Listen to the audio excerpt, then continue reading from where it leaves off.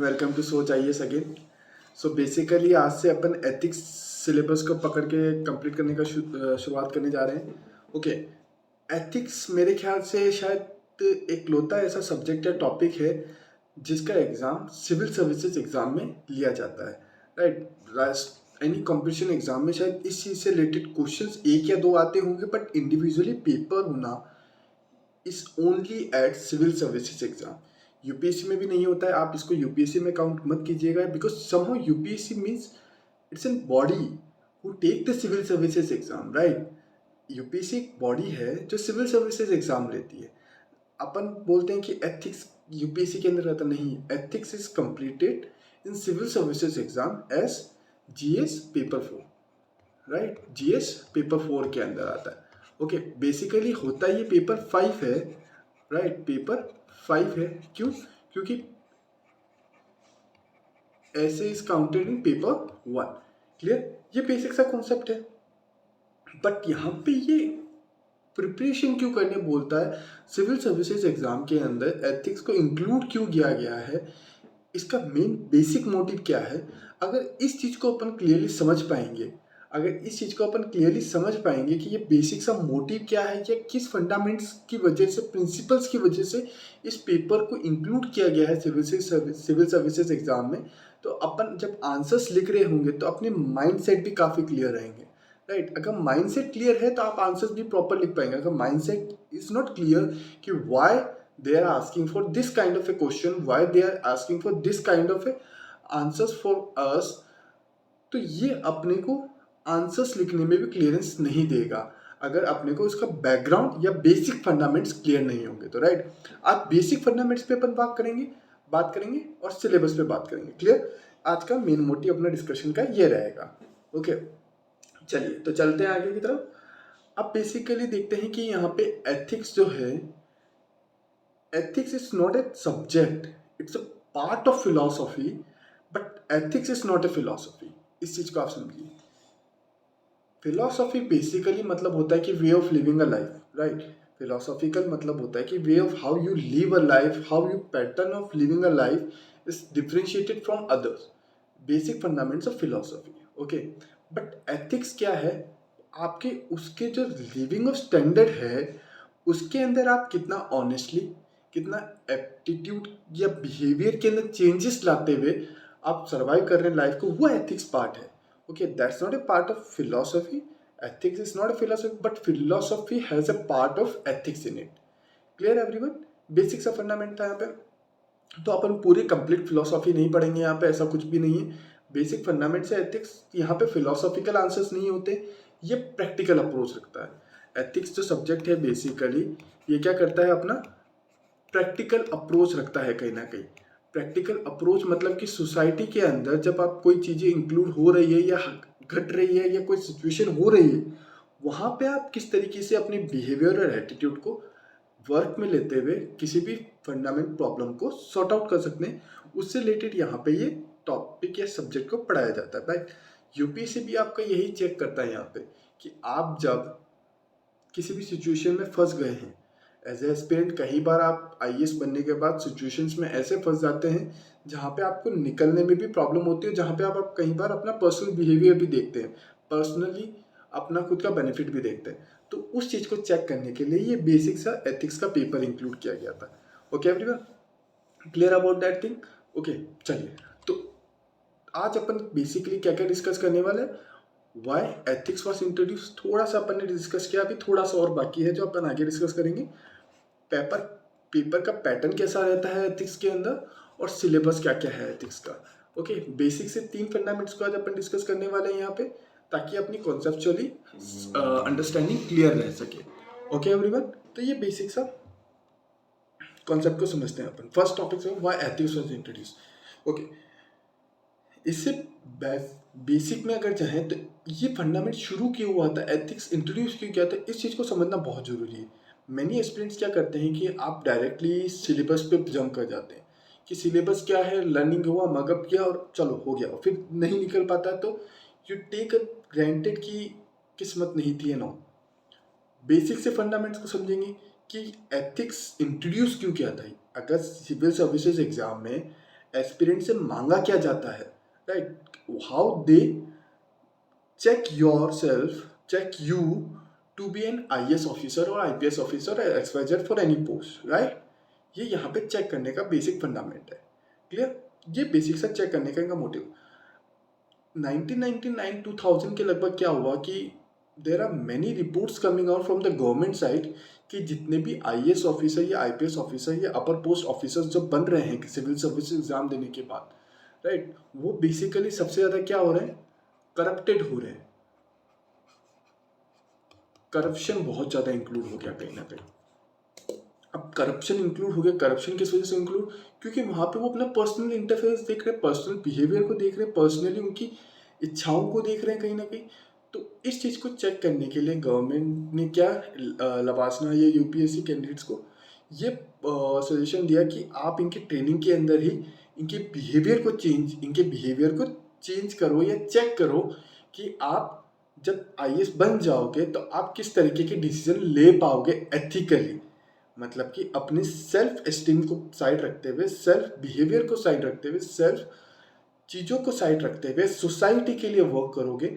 उस चीज़ को चेक करने के लिए यहाँ पे रिपोर्ट जारी की गई थी, ऐसे कई सारी रिपोर्ट्स थी। तो what UPSC civil services exam has did, they appointed this paper in 2013। 2013 में क्या किया गया, उन्होंने ये पेपर को इंट्रोड्यूस कर दिया, एथिक्स करके एक पेपर को इंट्रोड्यूस कर दिया, ताकि आपके वहाँ पे जब पेपर दे रहे हैं तभी आपकी जो वर्किंग एरियाज है, जो आपका बिहेवियर पैटर्न है, एटीट्यूड है, जो आप किसी सिचुएशन में फंसेंगे तो आप किस तरीके से बिहेव करेंगे, उस चीज़ को वहीं पे वो थोड़ा सा चेक कर लें, राइट, कि आप क्या सही में करप्शन लेवल पे जाएंगे या फिर आप सोसाइटी के लिए वर्क करेंगे। तो अगर आपके दिमाग में यहाँ पे एक क्वेश्चन भी आ रहा होगा कि पेपर में तो एवरीवन विल राइट कि हम ये करेंगे, but how they will rectify the things, right, उनके रेक्टिफाई करने के पैटर्न्स अलग है। आपके जो क्वेश्चंस के आंसर राइटिंग होगी वो पॉजिटिवली अगर एक साइड नहीं होनी चाहिए, it should be balance, right, balance in the sense कि सोसाइटी का वर्क भी हो जाए, गवर्नेंस भी रह जाए, गवर्नमेंट की ये पॉलिसीज है या कुछ भी चीज़ें हैं वो भी डैमेज ना हो और सोसाइटी को भी अपना बात कहने का मौका मिल सके। That has to be balance. आप डायरेक्टली गवर्नमेंट की तरफ से भी सारी की सारी चीज़ें नहीं ठोक सकते हो सोसाइटी के ऊपर कि आप सोसाइटी उसको एक्सेप्ट ही करेगी, राइट। आपको सोसाइटी की भी बात सुननी है, गवर्नमेंट की भी बैलेंस रखना है और इन सब चीज़ों में तालमेल बना के रखना है, और विदाउट एनी सेल्फ मोटिव के बिना आप इन दोनों को चीज़ों को मेंटेन करके चलना है। तो यहाँ पे इस पेपर में उसी चीज़ को चेक करने का बेसिक फंडामेंट केस स्टडीज़ के फॉर्म में दिया गया है, राइट। बेसिकली केस स्टडीज़ के फॉर्म में हुआ या डिफाइंस के फॉर्म में हुआ, राइट। इस तरीके से अपने दोनों चीज़ों को इंक्लूड किया जाता है। ओके, केस स्टडीज़ हुई है डिफाइन के फॉर्म में अपनी चीज़ों को समझने के लिए कि आपको कॉन्सेप्चुअली उस चीज़ का मतलब क्या पता है और एक्चुअल में मीनिंग क्या होता है, उस चीज़ को रेक्टिफाई किया जाता है यहाँ पे। ओके, तो ये बेसिक सा कॉन्सेप्ट है कि सिविल सर्विसेज एग्जाम में, यूपीएससी में सिविल सर्विसेज एग्जाम के अंदर एथिक्स का पेपर इंट्रोड्यूस क्यों किया गया था, राइट। Clear everyone. चलिए चलते हैं aspects of paper of ethics. Basically अपन अगर सिलेबस पे आगे जाएं, सिलेबस में आगे जाने से पहले अपन बेसिक से फंडामेंट्स को समझते हैं कि ये पेपर किस पार्ट्स में डिवाइडेड है और किस टाइप के क्वेश्चन आने के चांसेस हो सकते हैं, राइट, ताकि अपने को सिलेबस को समझने में अंडरस्टैंडिंग हो कहीं ना कहीं। ओके, यहाँ पे आपको डायरेक्टली क्वेश्चंस नहीं पूछे जाते कि आप फैक्ट्स बता दीजिए एंड ऑल एवरीथिंग। यहाँ पे आपके पेपर जो है वो दो पार्ट्स में डिवाइडेड है। दो पार्ट्स क्या है, part A and part B.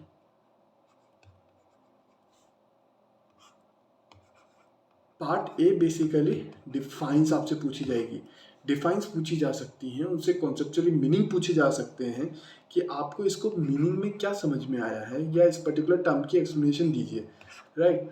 उन चीज़ों के बारे में पूछा जा सकता है। ओके, तो ये बेसिक सा कॉन्सेप्ट होता है। ओके, और पार्ट बी के अंदर क्या हुआ, केस स्टडी की फॉर्म में पूछा जाएगा।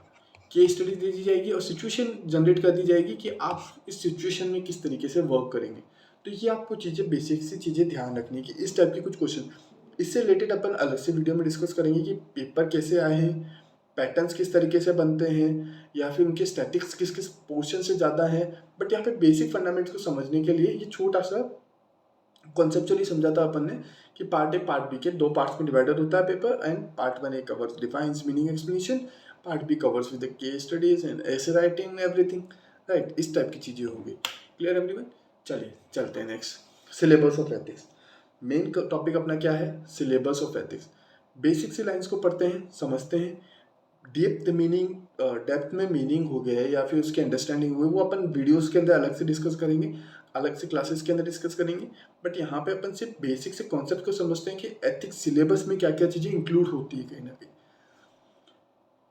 This paper will include question to test the candidates attitude and approach to issues related to integrity, probity in public life, and his problem solving approach to various issues and conflicts faced by him in dealing with society। मतलब कि आप as a candidate जो हैं, आपका attitude या किसी भी problem को देखने का नज़रिया, अप्रोच जो हो गई, बेसिकली आप किसी चीज़ को कैसे सॉर्ट आउट करते हैं, वो चीज़ें आपकी इंटीग्रिटी को देखते हुए, मतलब आपका पर्सनल यहाँ पे इंटरफेरेंस नहीं होना चाहिए, आपका यहाँ पे पर्सनली बिहेवियर इम्पैक्ट नहीं करना चाहिए सोसाइटी के वेलफेयर के अंदर, वो चीज़ चेक करी जाएगी। कैसे आप किसी भी प्रॉब्लम को सॉर्ट आउट करते हैं जो सोसाइटी के लिए एक बड़ी प्रॉब्लम बनी हुई है कहीं ना कहीं। Conflict face by him in dealing with society, कैसे आप जब सोसाइटी के अंदर होंगे, जब आपके पास एक रियल लाइफ कंडीशंस आ जाएगी, रियल लाइफ सिचुएशंस आ जाएगी, तब आप अपने पर्सनली चीज़ों को साइड रखते हुए बैलेंस वे में कैसे इश्यूज और कॉन्फ्लिक्ट्स को सॉर्ट आउट कर सकते हैं और सोसाइटी के वेलफेयर के लिए वर्क कर सकते हैं कहीं ना कहीं। क्लियर है एवरीवन? ये बेसिक सा कॉन्सेप्ट था।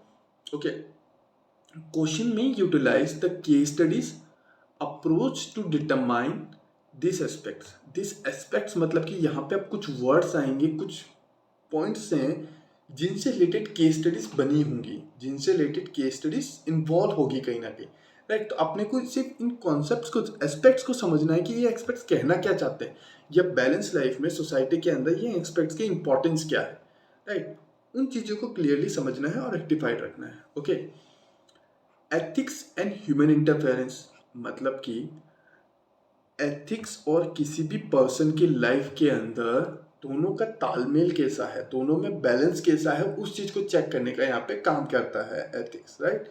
First topic, essence, determinants, consequences of ethics in human action. आपके जो एक्शन है उस एक्शन के अंदर उसकी कैसे कॉन्सिक्वेंसेस हो सकते हैं, या डिटर्मिनेंट्स या एसेंस किस तरीके से, किस पैटर्न पे आप भी अपने डिसीजंस लेते हैं, या उस चीज को चेक करने का आपका तरीका हो गया एक, राइट। डायमेंशंस क्या क्या है एथिक्स के जो आपको समझने हैं। Ethics in private and public relations, privately आप किस तरीके से किसी के साथ मेंटेन रखते हैं अपने बिहेवियर को, और पब्लिकली आप किसी के साथ कैसे मेंटेन रखते हैं, उस चीज़ को चेक करने का तरीका हो गया। ह्यूमन वैल्यूज़ क्या क्या हैं, मोस्ट इंपॉर्टेंट फैक्टर्स है, वैल्यूज़ क्या क्या चीज़ें हो गई। Lessons from the lives and teachings of great leaders, basically जो बड़े बड़े लीडर्स रहे हैं आज के समय में, many leaders we will be studying about, वो कैसे अपने बिहेवियर को चेंज करते थे, या अपने कैसे बिहेवियर के अंदर ऐसे पैटर्न्स को फॉलो करते थे ताकि वो ग्रेट लीडर बन पाए, राइट। तो इस कॉन्सेप्ट को समझना है कहीं ना कहीं। Role of family society, role of family society and education institute in calculating values, इन सब का रोल क्या है, फैमिलीज का रोल क्या है, सोसाइटी का रोल क्या है, एजुकेशनल इंस्टीट्यूट्स का रोल क्या है किसी भी सोसाइटी को डेवलप करने में, किसी भी सोसाइटी के वैल्यूज को इनरिच करने में, राइट। यहाँ पे वो चीज़ों को आपको पढ़ना होगा। ये कॉन्सेप्चुअल चीज़ें हैं, ये सब क्या है, बेसिकली एस्पेक्ट्स हैं जो आपको क्लियर रखने होंगे अपने माइंड में कि इसका मतलब क्या होता है, या फिर इसका मीनिंग सोसाइटी में क्या रह सकता है, उन चीज़ों को रेक्टिफाई। और यहाँ पे आपको बैलेंस वे में सोचना होगा, यहाँ पे आप वन साइडेड होके डेफिनेशन या वन साइडेड होके आंसर्स नहीं लिख सकते हैं, इस चीज़ को आप क्लियर रखिएगा। ओके, आपका attitude, most important thing, another thing is attitude कैसा है आपका किसी भी चीज़ को लेके, राइट। वो चीज़ें यहाँ पे रेक्टिफाई की जाएगी कहीं ना कहीं। कंटेंट, स्ट्रक्चर, फंक्शन, ये तीनों चीज़ें वैल्यूज़ में कैसे बिलोंग करती हैं, या उन सब चीज़ों के अंदर वैल्यूज़ कैसे बिलोंग करेगी, उन चीज़ को समझना। कैसे इन्फ्लुएंस हो पाती है relationship with thoughts and behaviour, कैसे आप किसी भी चीज़ के अंदर जब आपको सोसाइटी और गवर्नमेंट के बीच में रिलेशन मेंटेन करके चलना है, जब आप IAS या IPS बन जाएंगे, जब आपको रिलेशन मेंटेन करके चलना है किस किस के बीच में, गवर्नेंस के बीच में, या फिर उनकी जो पॉलिसीज है उसको सोसाइटी में इम्प्लीमेंट कराना है, सोसाइटी से अपनी बात, उनकी बातें जो है गवर्नमेंट तक पहुंचानी है, कहीं ना कहीं उनमें बैलेंस मेंटेन रखना है। वो चीज़ें आपके थॉट्स और बिहेवियर को चेक करी जाएगी। मॉरल एंड पॉलिटिकल एटीट्यूड्स को चेक किया जाएगा कि आप किसी की तरफ झुके हुए तो नहीं है ज़्यादा, इन द सेंस कि आप सिर्फ गवर्नमेंट वर्कर नहीं हो सकते। वहाँ पे आपको कहीं ना कहीं पब्लिक की वेलफेयर को भी सोचना होगा, पब्लिक के वेलफेयर को भी समझना होगा, वो चीज़ क्लियर रखनी होगी। सोशल इन्फ्लुएंस एंड परसुएशन, इन सबको भी क्लियर रखना होगा आपको माइंड में, राइट। ये एस्पेक्ट्स हैं, इन सब की मीनिंग को आपको माइंड में क्लियर रखना होगा ताकि आपकी अंडरस्टैंडिंग बेटर हो सके to solve a case study in the future, right. तो अपन इससे रिलेटेड सारी क्लासेस में डिस्कस करेंगे अपकमिंग में। ओके, चलिए नेक्स्ट देखते हैं। एप्टीट्यूड और aptitude are two different things, यहाँ पे आप क्लियर रहिएगा। यहाँ पे अपना नेक्स्ट टॉपिक है aptitude and fundamental values of civil services. आपकी जो प्रिंसिपल्स हैं, आपकी जो रियल लाइफ में आपके एप्टीट्यूड्स और प्रिंसिपल्स जो हैं, उनसे रिलेटेड आप कैसे वर्क करते हैं, या उनको आप आगे रख के या पीछे रख के कैसे वर्क करते हैं, वो चीज़ चेक की जाएगी। Integrity, impartiality, non participation, objectivity, dedication to public services, इसके बारे में आपको यहाँ पे ध्यान रखना होगा कि आपकी मॉरल ड्यूटीज़ क्या क्या बनती हैं किसी भी सोसाइटी के अंदर वर्क करने के लिए, वो चीज़ें यहाँ पे चेक करी जाएगी। एम्पैथी हो गई, टॉलरेंस हो गया, compassion towards the weaker section हो गया, आपकी हर एक पैटर्न को चेक किया जा रहा है। आप ये देखिएगा यहाँ पे आपके बिहेवियर हो गए, आपके इमोशंस हो गए, वो सारी चीज़ें यहाँ पे चेक की जा रही है कहीं ना कहीं। ओके, जैसे नेक्स्ट टॉपिक आ गया अपना इमोशनल इंटेलिजेंस। कॉन्सेप्ट हो गए, their utilities, application in administration and governments, right. आपकी इमोशंस को भी चेक कर रहे हैं कि आपके इमोशंस जो है कहीं एक तरफ बह तो नहीं रहे, बह मतलब कि एक तरफ फ्लो में तो नहीं है। It should be a balance, जो राइट है, जो एथिकल है, जो सोसाइटी के लिए वेलफेयर है, जो गवर्नमेंट के लिए वेलफेयर है, वो आप मेंटेन करके चलें कहीं ना कहीं। ओके, उस चीज़ को यहाँ पे चेक किया जा रहा है। Okay, contribution of moral thinker philosopher from Indian and world, यहाँ पे कुछ थिंकर्स के पैटर्न्स को उठाया गया कि वो थिंकर्स अगर उस कंडीशन में होते तो वो किस पैटर्न पे सोचते, किस तरीके के डिसीजन ले सकते। तो उनके बेसिक आपको फंडामेंट्स पता होने चाहिए कि यहाँ पे इन फिलोसोफर के वे ऑफ पैटर्न क्या था सोचने का। यहाँ पे प्रॉपर फिलोसॉफिकल वर्ड्स नहीं है, फिलोसॉफिकल चीज़ें नहीं है कहीं ना कहीं, सिर्फ उनके जो थॉट्स पैटर्न्स थे उनको समझना है आपको, ताकि as a civil services exam आप भी उस पैटर्न्स को फॉलो कर सकें to clear out any kind of a solution for situation, right. ये चीज़ें आपको क्लियर रखनी होगी। Public service values in ethics in public administration, मतलब कि यहाँ पे आपकी जो सर्विसेज है उनकी values ethics in public administration में क्या रखती है, उन चीज़ को रेक्टिफाई करना है कि आपकी जो मॉरल वैल्यूज हैं वो भी जो आपकी जो अभी वहाँ पे जब आप उस पोस्ट पे हैं, उस पोस्ट की वैल्यू क्या है सोसाइटी में, उस चीज़ को भी आपको रेक्टिफाई रखना होगा कहीं ना कहीं। आप उससे भी मिसमैच नहीं कर सकते, क्योंकि उस पोस्ट पे कहीं ना कहीं कुछ पावर्स होती है आपके पास, जिस पावर्स को यूज़ करते हुए उस पोस्ट में एज ए हेड रूल करते हैं किसी भी डिस्ट्रिक्ट के अंदर to have a better society, right. Rule in the sense कि to have a better society, society के लिए रूल करते हैं कि यहाँ पे सोसाइटी को बेटर कर सको। वहाँ पे रूल इन द सेंस वो नहीं है कि आप एज ए रूलर या एम्पायर बन गए वहाँ पे, राइट। क्लियर रखिएगा इस चीज़ को। स्टेटस एंड प्रॉब्लम्स के हो गई, ethical concern and dilemmas in government and private institution हो गए, laws, rules, regulation, consequences as a source of ethical guidance हो गई, मतलब आपके सराउंडिंग में जो भी चीज़ें चल रही है वो कैसे रूल्स फॉलो हो रहे हैं, लॉज फॉलो हो रहे हैं, रेगुलेशंस मेंटेन है या नहीं है, कॉन्स्टिट्यूशनली चीज़ें मेंटेन है या नहीं है, राइट। उन चीज़ों का ध्यान रखना। अकाउंटेबिलिटी एंड एथिकल गवर्नेंस, आपकी क्रेडिटिवली बनती है वहाँ पे कि आप गवर्नेंस जो बन चल रही है, गवर्नमेंट जो बनी हुई है वहाँ पे वो सही वर्क कर रही है नहीं कर रही, उसको भी आप चेक करें, रेक्टिफाइड वे में रखें, right. Strengthening of ethical and moral values in government, उसको भी चेक करना है आपको। Ethical issues in international relation and funding corporate governments, ये सब टॉपिक्स आपको ही क्लियर करने हैं माइंड में कि इन सब की मीनिंग क्या है, और बैलेंस वे में आप किस तरीके से इन सब सिचुएशन में अगर होते हैं, या इन सब सिचुएशन किसी भी सिचुएशन में होते हैं, तो इन सब चीज़ों को ध्यान में रखते हुए अपना डिसीजन लें कहीं ना कहीं। आप बह के डिसीजन ना लें, आप स्कैटर्ड वे में डिसीजन ना लें। You should be straight forward by taking a decision, but keeping this all the aspects in the mind, right. ये जो एस्पेक्ट्स अपन पढ़ रहे हैं कहीं ना कहीं, इन सबको आपको अपने माइंड में रखना होगा।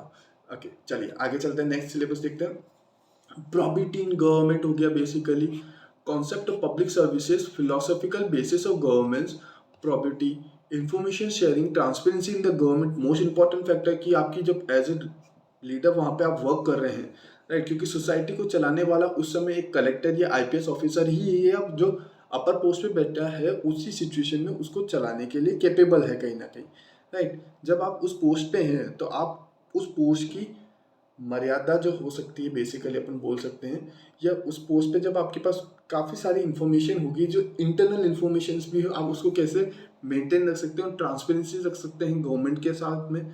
Right to information, code of ethics, code of conduct, citizen characters, work culture, quality of services delivery, utilization of public fund, challenges of corruption, इन सबको भी आपको ध्यान में रखना है कहीं ना कहीं, राइट। इन सब से रिलेटेड अपन हर एक क्लास के अंदर डेप्थ में डिस्कस करेंगे विद प्रॉपर एग्जाम्पल्स के साथ, राइट। इस चीज़ को आप क्लियर रखिएगा।